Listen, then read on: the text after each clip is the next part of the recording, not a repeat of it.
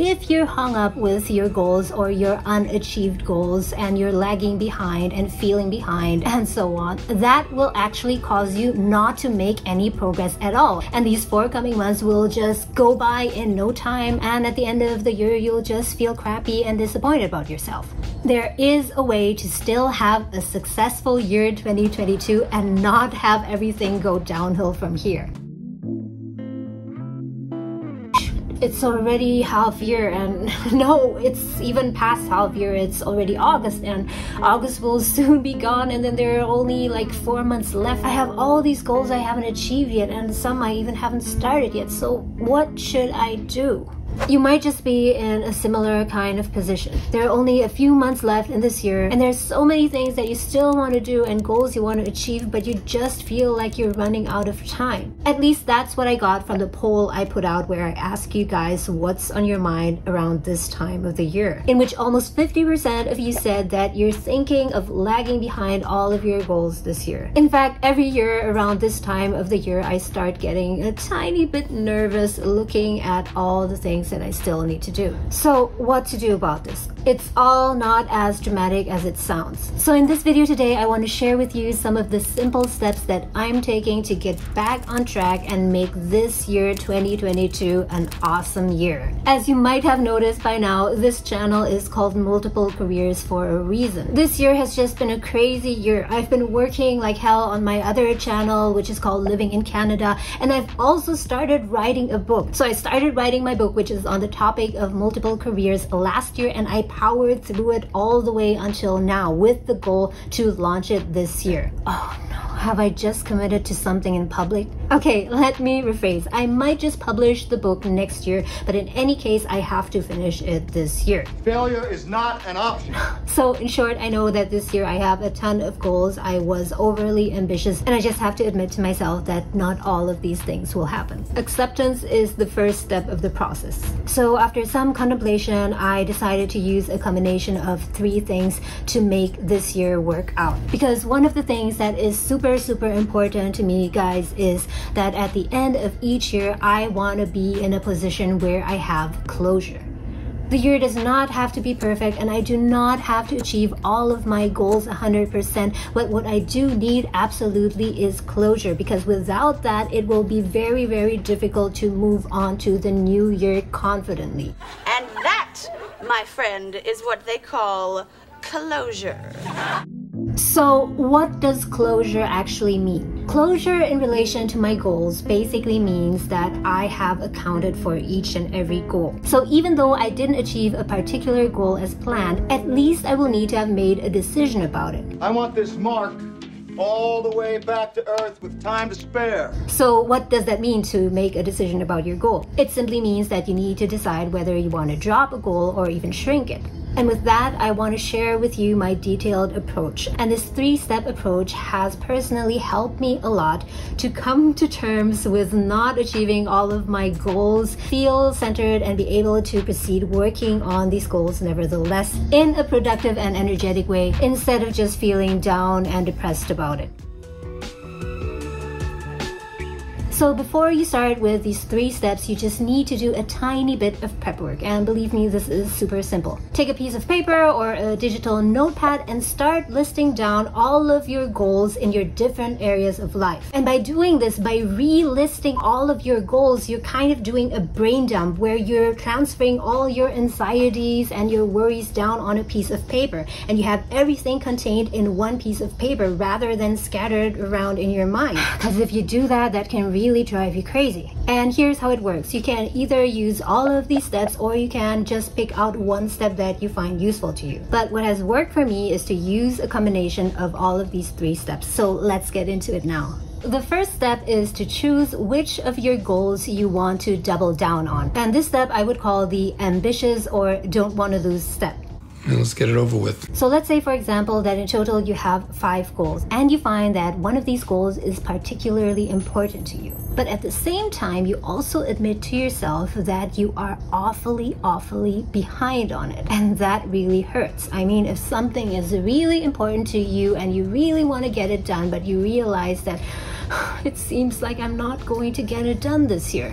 So in this step, double down, you would decide to double down on this particular goal. So let's just use the concrete example of the book I'm writing. So I would say that I'm roughly 1 month behind on my book, 2 months to be honest. So I have this perfect project plan, this timeline that tells me that at this date I should have achieved this milestone, I should have completed this revision and illustrations and title and book cover design and so on, but everything got delayed. So I went back to the list of all my goals and compared them, and I was very sure that writing this book this year is a priority for me. It is something that is really important and meaningful to me, and I would hate myself if I would not get it done this year. And because of that, I've decided to double down on writing my book. But where do I get all the extra time from? And of course, the price to double down on something and spend more time and energy on it is sacrificing something else. And what might that be? And the answer is my winding down and relaxed time after dinner. So in the first half of the year, what I did was I would usually work until around 7, and then I would make dinner, eat, go for a walk, and then I would call it a day. I would just rest and chill, binge on YouTube videos, watch some Netflix, and you know. But because I knew that I needed to get my book done, and in addition to that, I'm also going on a 3-week-long vacation, I knew that I just couldn't continue to schedule things that way. So I decided to double down, and since around the last 2 weeks, I actually spent some time working after dinner until around 10, sometimes even 11 p.m. because that's the only way that I could still make it happen. So if there is a goal in your life at the moment that is super important to you and it's non-negotiable, then you have no other way than to double down on it. And for that, you just need to sacrifice other things like time for entertainment, going out, shopping, and of course it's inconvenient, but it doesn't have to go on forever. You can just sacrifice these things until you've achieved your goal. But don't worry guys, if this is not for you, there are 2 more steps. Step number 2 is what I call the compromising step, which is to adjust the expectations for each of your goals. And this is what it means. Let's just say that you have 10 goals of varying importance, and you go through your list and you decide that, okay, no matter what, I want to make progress on each of these things this year. But because your time is limited, your energy is limited, and you're running out of time, you know that you'll just not be able to achieve the parameters that you set for yourself. And you admit to yourself that it's just too unrealistic to expect that from yourself. So the option that you have here is to simply compromise. You simply make small adjustments to each of your goals and tone down your expectations. So for example, if one of your career goals is to get a new job this year, you can adjust the goal to instead become apply to at least 8 job ads. Or you have a fitness goal of running 3 times 1 hour each week, but you've realized that you just don't have the time for it. You're just too busy at work. So you can simply adjust the goal or shrink down the goal to become 1 time 1 hour or 3 times 15 minutes instead. And hey, it would still be better than nothing, right? Let me share with you one of my experiences with this. My other YouTube channel, Living in Canada, has recently experienced a lot of growth. And on that channel, I'm currently releasing videos 2 times a week. And it was doing very well, and it earned me more and more money each month. And that was super motivating, I must tell you. But as a result of that, I was just overworked. Because I have this channel, I have that channel, I'm writing my book, and some other things. So if I wanted to do all of these other things, including writing my book, but still continue working on that Living in Canada channel, I had to compromise. Something's gotta give. So in the end, I made the hard decision of adjusting my expectations of the production quality of the videos that I publish on that channel. The videos wouldn't be awfully crappy, at least I hope they aren't, but they just wouldn't have the level of production quality that I initially envisioned. So I tried to get those videos done faster and not to spend too much time on it, not to overthink it. And luckily, a lot of my subscribers over there were still happy with the results because they found the videos to be useful. And in the end, that compromise worked very well. And again, it's just a temporary thing. It doesn't mean that my production quality will stay at that level forever. So now let's move on to step number 3, which I would nickname the realistic step. And guys, this is really a hard choice. It's really not an easy thing to look at the list of your goals that you're so excited about and consciously decide to just strike some of them off of your list. But sometimes in life, you just gotta say no to some things, even though these are things that you yourself initially decided to do and that you promised to yourself. Because sometimes in life, we just have to be realistic and pragmatic. review our options. I'm going to tell you what your options are, okay? And you got a grand total of 2.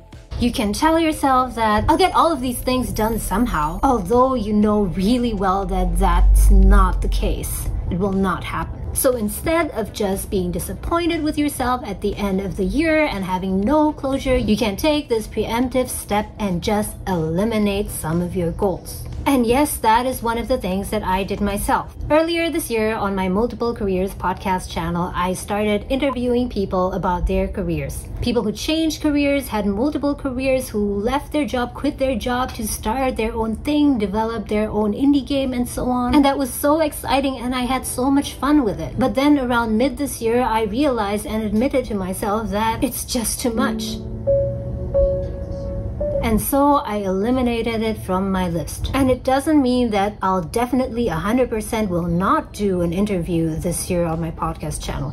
It just means that that's not my priority and that I'll prioritize all the other different things on my list instead of that. I really think that using a combination of all these steps is a really good idea. Make a conscious and reasoned decisions about what you want to do with each of your goals. But it's not that easy. I know it's not easy, especially eliminating your goal or shrinking your goals sometimes can just make you feel like a loser. But let me tell you one thing, you're not a loser. The fact that you're not on track to achieving all of your goals this year might just mean that you set your goals the wrong way at the beginning of the year. And I myself am guilty of that as well. Sometimes at the start of the year, you just get overambitious. You just get excited about the new year and all the things that you want to do and you get overconfident, right? So in any case, don't bring yourself down. Instead, right now, while you still have around 4 months to go, try and make the best decisions, the most optimal decisions about your goals. Because in any case, it's still better to achieve some and part of your goals at the end of the year instead of none at all. And the danger here is that if you're hung up with your goals or your unachieved goals and you're lagging behind and feeling behind and so on, that will actually cause you not to make any progress at all. And these forthcoming months will just go by in no time, and at the end of the year, you'll just feel crappy and disappointed about yourself. That being said, that is just my thought process. That is what has worked well for me. And you might have a totally different approach with your goals. And in that case, I'd really love to hear from you how you deal with being behind on your goals and also how you get yourself back on track again. But just in case you're not really sure how to deal with this, just give it a try. Give these 3 steps a try and let me know how it worked out. And just in case you need more tips on how you can stay on track with your goals, you might also want to check out this video over here. To a successful rest of the year 2022, thank you so much for watching, guys, and I'll see you again next time.